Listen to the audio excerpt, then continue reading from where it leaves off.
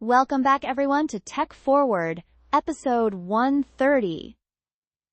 I'm Jenny. And I'm Mark.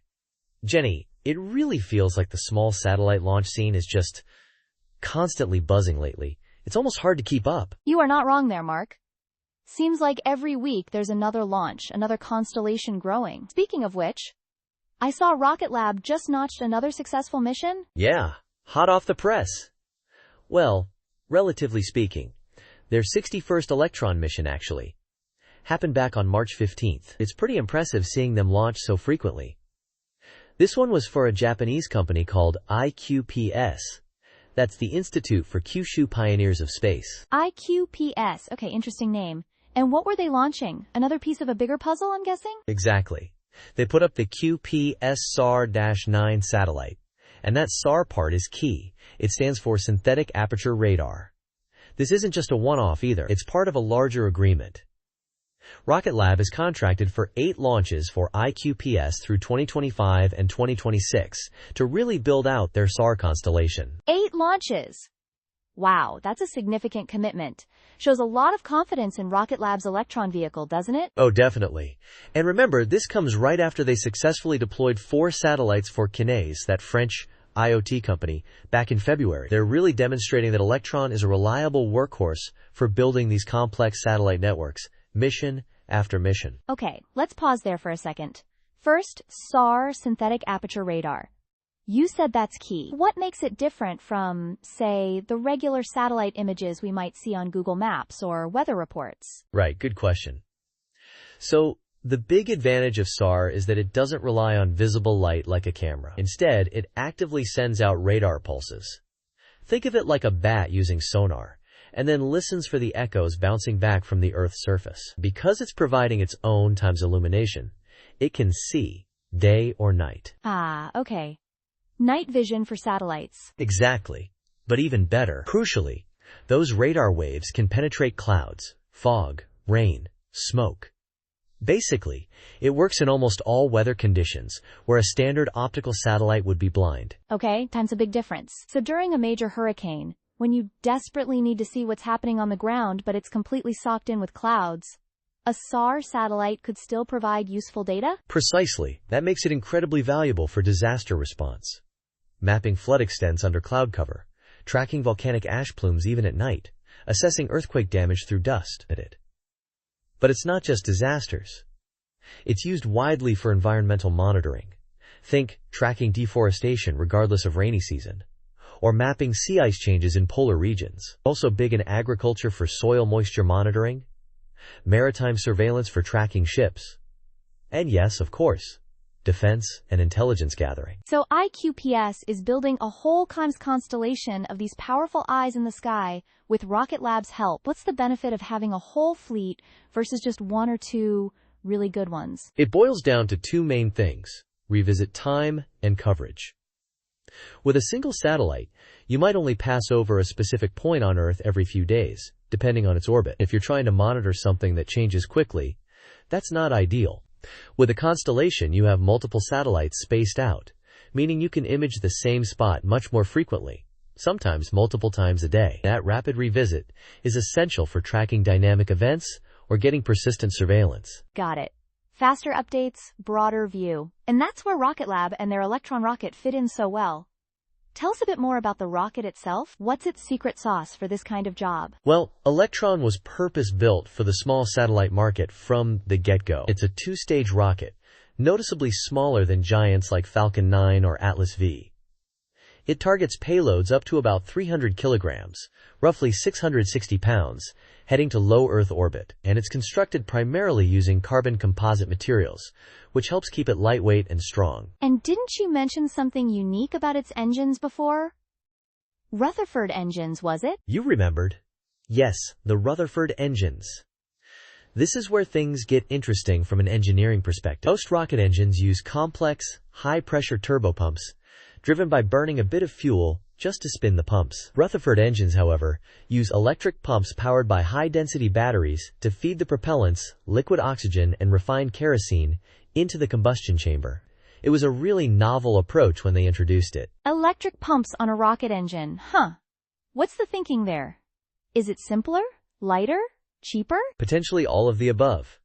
In certain ways, it can simplify the engine plumbing quite a bit, reduce the overall parts count, and makes manufacturing potentially more streamlined. Rocket Lab leverages 3D printing, or additive manufacturing as they call it, extensively for these engines. They can basically print major engine components, which helps with production speed and possibly cost. And the track record speaks for itself. Something like 57 successful orbital missions out of 61 attempts to date. That's a solid reliability score, especially in the competitive small launch sector. That is a strong record. Now, I remember hearing they're also working on making the Electron reusable, but not quite like SpaceX does with the landing legs? Yeah, it's a totally different, and maybe slightly wilder, approach. Laughs. Instead of a propulsive landing, Rocket Lab's plan involves deploying a parachute, or drogue, and then main chute, on the returning first stage booster after it re-enters the atmosphere. Then, and here's the fun part, they aim to snag the parachute line mid-air with a helicopter using a long cable and hook. Wait, catch a falling rocket booster?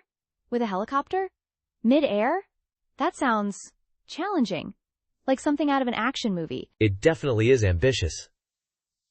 They've done several recovery tests, successfully fishing stages out of the ocean after splashdown to analyze them. And they did successfully catch a booster mid-air once, although they had to release it shortly after, due to unexpected load characteristics on the helicopter. They're refining the process, aiming to make mid-air capture operational, perhaps sometime around mid to late 2025 is the hope. The idea is that recovering it before it hits corrosive salt water might make refurbishment quicker, easier, and cheaper. Okay, I can see the logic.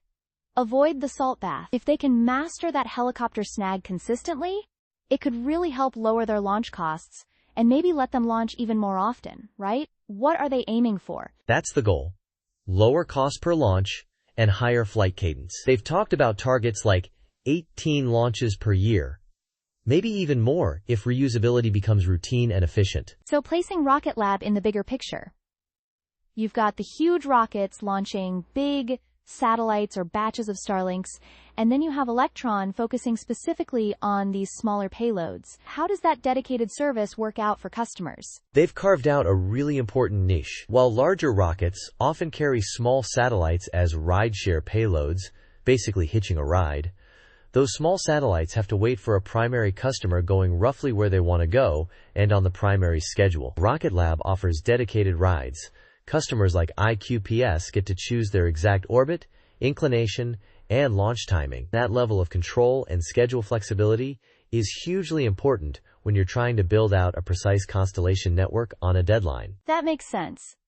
I recall Peter Beck, Rocket Lab's CEO, often emphasizing that point, giving customers control over their own mission deployment? Exactly. He hammers that point home. Flexibility and reliability for the small sat customer. And they seem to be competing effectively on cost too, generally stated in the ballpark of $25,000 per kilogram for a dedicated launch, which is competitive in that specific market segment. Okay, so we have these powerful SAR constellations going up, enabled by frequent, dedicated launches from companies like Rocket Lab. It sounds incredibly useful for science, disaster response, monitoring our planet. But Mark, you know me, I always have to ask. Are there any downsides or concerns we should be thinking about? That's a fair and important question, Jenny. With any powerful observation technology, especially one like SAR that can see through clouds and at night, potential privacy concerns inevitably come up. While most commercial SAR data we hear about is at a resolution focused on broader environmental trends or infrastructure monitoring, the times capability times itself raises questions about surveillance, especially as the technology improves and resolutions get finer. How is that data handled? Who gets access? Right, the seeing through things aspect could feel a bit intrusive if not properly managed or regulated. Indeed. And then there's the environmental angle, twofold really. First, the launch itself. Frequent rocket launches do have an impact, releasing emissions into the atmosphere. There's ongoing research into the cumulative effects of that. Plus, the splashdowns for non-recovered stages, or even recovered ones, have localized impacts on marine environments. And the other angle? I'm guessing? Space debris? You got it. Launching large constellations, even of small satellites, significantly increases the number of objects in low Earth orbit. It's a growing concern for everyone, Operating in space. Responsible operators like iQPS and Rocket Lab plan for end-of-life deorbiting of satellites, usually by saving enough fuel to actively lower their orbit so they burn up in the atmosphere within a set time frame, often 25 years or less. And Rocket Lab's precision deployment helps minimize the risk of creating debris during launch itself. But the overall orbital congestion is something the entire industry needs to manage very carefully. Rocket Lab's reusability efforts, if successful, could help by reducing the amount of discarded hardware per launch, which is a positive step. So, progress on multiple fronts, but definitely things to keep a watchful eye on. Privacy, launch impacts, and orbital sustainability.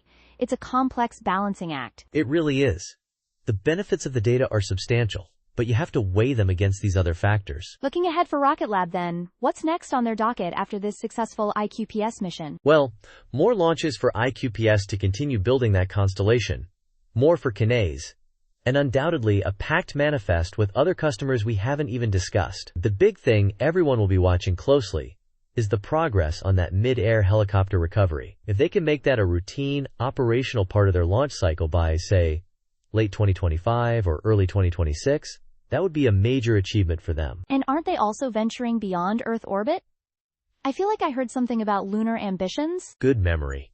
Yes, their Photon upper stage isn't just for deploying satellites in LEO. It's designed to also function as a highly capable satellite bus itself, or as an upper stage for sending payloads towards the Moon, Venus, Mars. They already successfully deployed NASA's Capstone CubeSat on a trajectory to the Moon back in 2022. So while Electron handling LEO deployments is their core business right now, they are actively positioning themselves to be a player in cislunar space and beyond. Wow, from specializing in small SATs to eyeing interplanetary missions.